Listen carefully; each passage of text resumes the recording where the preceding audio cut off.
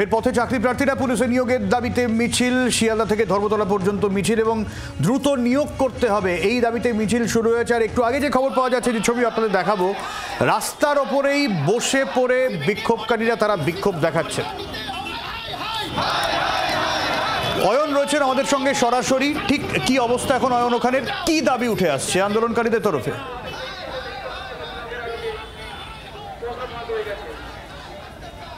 এখনো পর্যন্ত কোনো স্টার্ন অ্যাকশন না নিলেও মিছিলকারীদের কাছে পুলিশের বারবার আবেদন যে এই যে অনুমতি কলকাতা পুলিশের, এটা মিছিল করার অনুমতি ছিল। মিছিল করার অর্থ হচ্ছে একটি জায়গা কিছুক্ষণের জন্য ব্লক হবে এবং তারপর সেখান থেকে মিছিল পায়ে পায়ে ধর্মতলার দিকে এগিয়ে যাবে। কিন্তু আমরা যেটা দেখতে পাচ্ছি সেটা হচ্ছে পুরো দস্তুর পথ অবরোধ হয়েছে এবং এই পথ অবরোধ হয়েছে দিনের একটা অত্যন্ত ব্যস্ত সময়। ঘড়ির কাঁটায় বেলা 1:14 বাজে। সার দিয়ে রাস্তার দুপাশে কাতারে কাতারে গাড়ি সেগুলো দাঁড়িয়ে রয়েছে এবং রাস্তা চার মাথার মোড়, এই চতুর্দিকে একদিকে যেমন মানব শৃঙ্খল তৈরি হয়েছে যাতে সেখান দিয়ে কেউ পাস করতে না পারেন, বিপরীত দিকে রাস্তার মধ্যে বসে পড়েছেন চাকরি প্রার্থীরা, সেই ছবিও আমরা দেখাবো।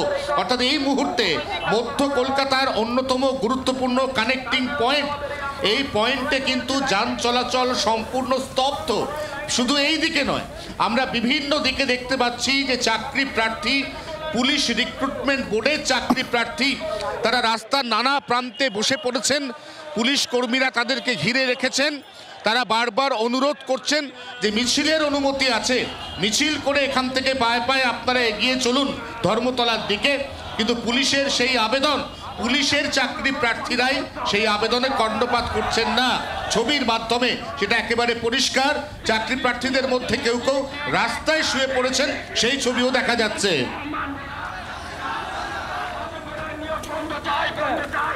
রাস্তায় শুয়ে পড়ে বিক্ষোভ, যেখানে পুলিশের নিয়োগের দাবিতে বিক্ষোভকারীদের এবং বেশ কিছু প্ল্যাকার্ডও রয়েছে যেখানে তারা দাবি করছেন যে ওবিসি বাহানা চলবে না, অবিলম্বে দ্রুত নিয়োগের দাবি করছেন তারা।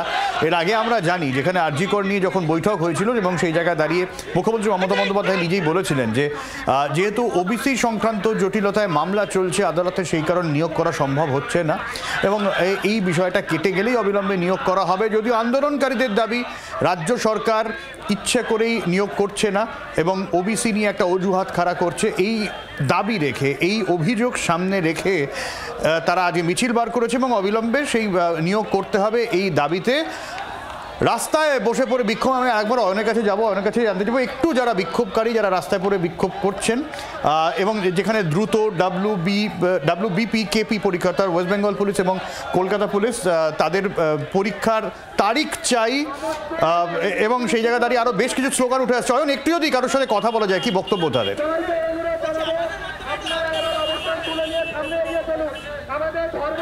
একটা নিয়োগের বিজ্ঞপ্তি 8 মাস আগে জারি হয়েছে, 8 মাসের মধ্যেও সেই নিয়োগের পরীক্ষা নেওয়া যায়নি।